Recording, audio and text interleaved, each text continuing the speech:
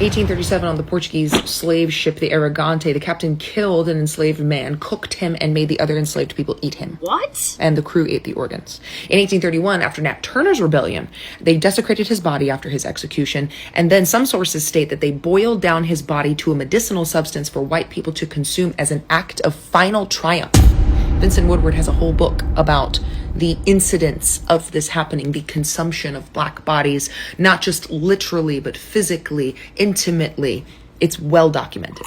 And within that book, there's another slave owner, a Kentucky man, who butchers and cooks an enslaved person in front of other enslaved people as a form of psychological terror. And then in 1888, the Mercury in Philadelphia releases an expose exposing white doctors who are tanning the skin of black people to make shoes and cigar boxes. Oh my God. One of the physicians was quoted as saying that black skin makes a specifically enduring leather. There was also cases in Mississippi of them making belts and purses and things from black skin. They also used black babies as alligator bait. That's documented in multiple sources. They thought it was so hysterical they made postcards about it. Would use them as bait to hunt alligators, or would just feed them to alligators.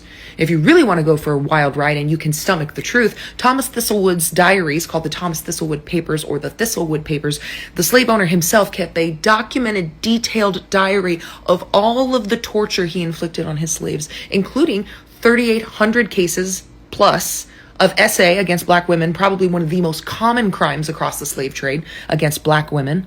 And he also invented what was called the Derby's dose, where he would flog a slave and then rub pickle juice or lime juice into their skin and then make another enslaved person defecate in their mouth.